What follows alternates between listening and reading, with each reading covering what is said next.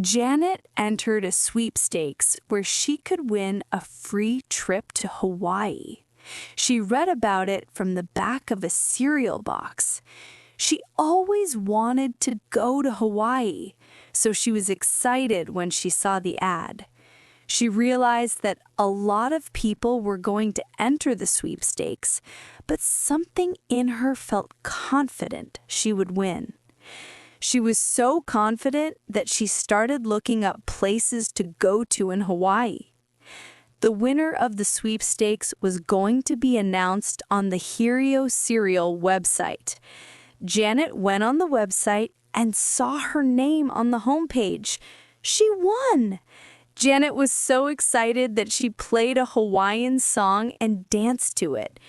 She read the details on the website and found out that she could invite one person to the trip. Janet didn't know who to invite. She wanted to invite someone she could spend hours with. She wanted to invite someone who would be willing to do adventurous activities. She wanted to invite someone who would appreciate Hawaii. Janet thought about it and decided to take her mom.